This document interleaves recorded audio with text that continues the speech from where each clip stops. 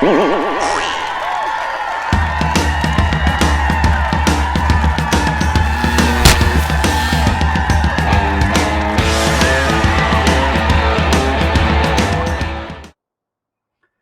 everybody. Hello, everybody. Welcome to another Comic Source Comic Boom collaboration.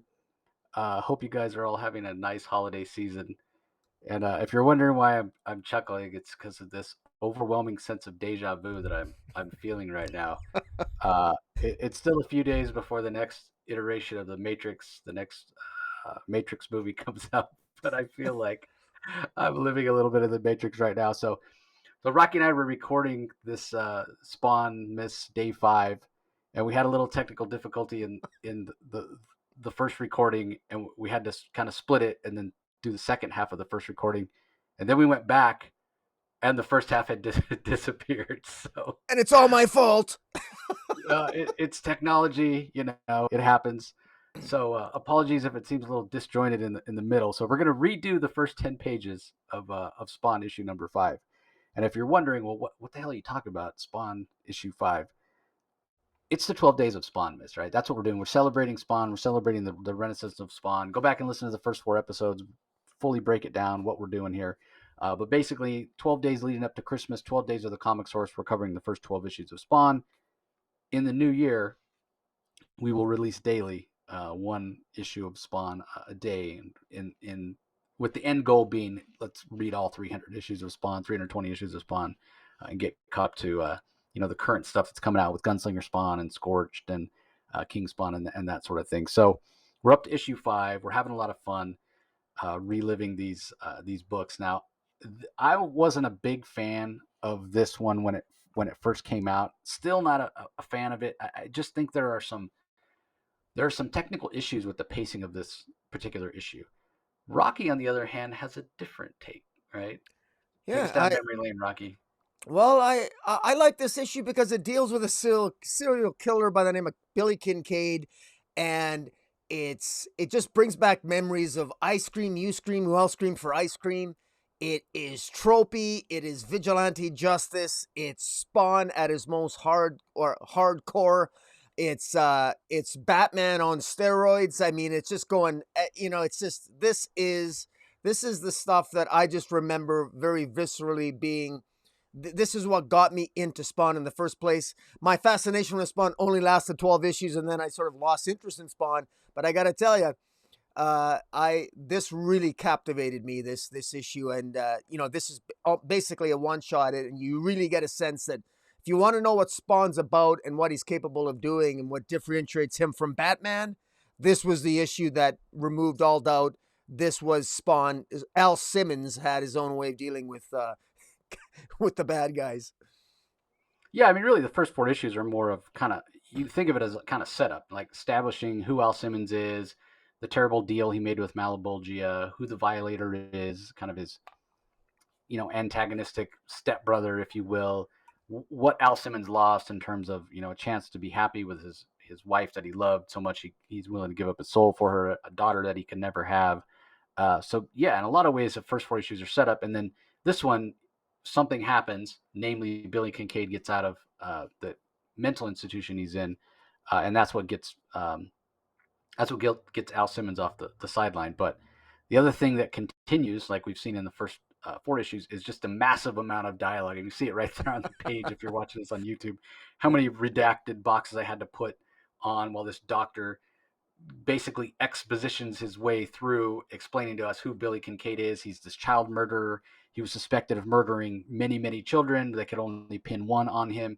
And at this hearing where the doctor is saying, basically what happened was your lawyer found some technical loophole that got your sentence reduced down from 22 years to 10 years.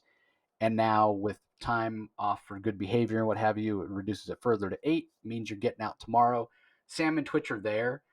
Uh, and we learned Sam Burke's name, I think, for the first time, Detective Sam Burke, and how much of a kind of a straight shooter he is. And he's kind of beside himself and pissed off that this sicko in his mind is getting out. He's like, man, we only nailed him for one murder, but we knew he was uh, responsible for so many more. And then we even get a little insight into the mind of Billy Kincaid when we see, like Rocky was saying, you scream ice cream, we all scream for ice cream.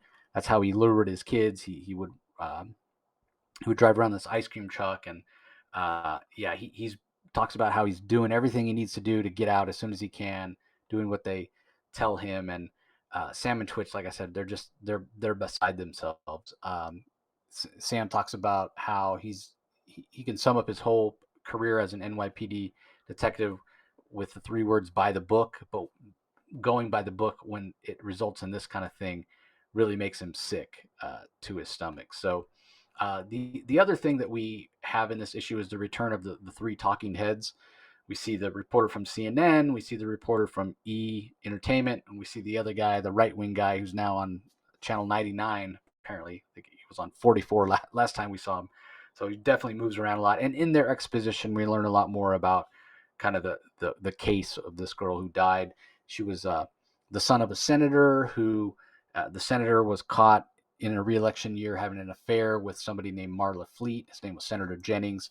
This Marla Fleet was a former Miss Universe, and apparently the senator's wife, Senator Jennings' wife, was very beloved because it played out in the tabloids, and everybody was against the senator and mad at him. So when his daughter was killed, the intimation is that the powers that be were told not to investigate the case as maybe as strongly as they could have. And it was all to kind of get revenge on the senator for him having this affair and basically being a dick, which that's just horrible in terms of justice for this poor little girl who died. So I mean, I don't care what the senator did. His daughter Amanda Jennings deserved justice, and I mean, at least they did find Billy Kincaid guilty, even if he did only get 22 years rather than the death penalty or life in prison. But then, yeah, when this sleazy lawyer of his gets that reduced down further to only 10 years and he's out in 8, that's definitely a travesty of justice. And I find myself, for one of the few times in Spawn, agreeing with the kind of the right wing media commentator here, where he says, "Well, we got to look on the bright side. Kincaid's out. Like, think of it as him being safe and hidden away from us for the last 8 years. Well, now he's out, and so somebody can take revenge." He's like, "Mr. Shadowhawk, are you listening? Somebody needs to break this guy's back." So a little shout out from McFarlane to his fellow image creators and their creation. So yeah, no subtlety. McFarlane starts off by painting Billy Kincaid in a horrible light. He is a horrible person, and we got Sam and Twitch there just to kind of drive that point home, because they very much are sort of these POV characters in terms of morality. That the way Sam and Twitch, that they're kind of in a lot of ways the most righteous, the best, the most good characters in the book. So if Sam and Twitch feel a certain way, you can kind of rest assured that that's how you should feel. Like they're very much kind of characters who are on the side of right.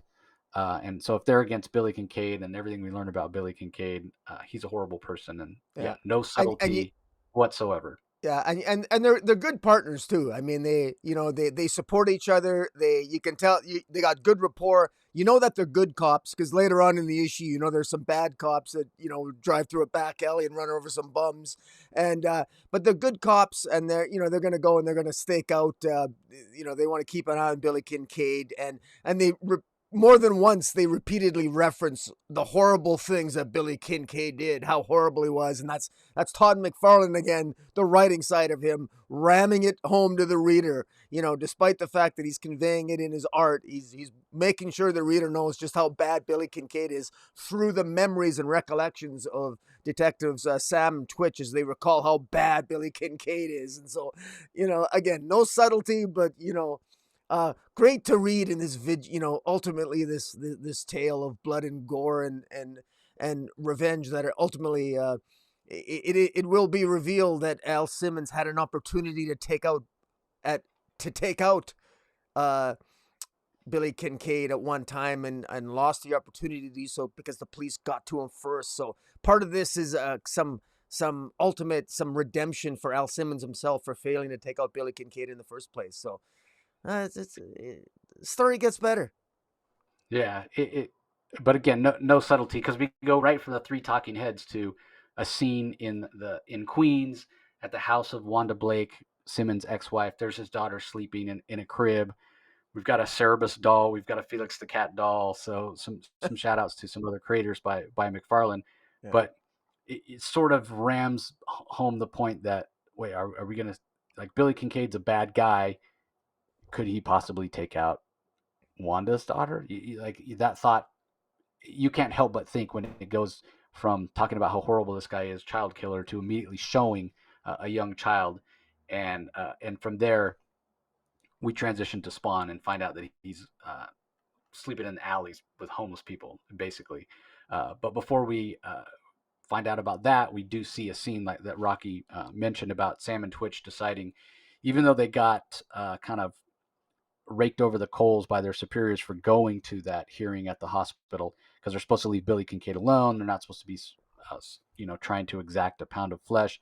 Everything's been done by the book. They decide they're going to take it upon themselves on their own time when they're not working to keep an eye on Billy Kincaid. Because they're worried about what he might do. He's such a horrible person.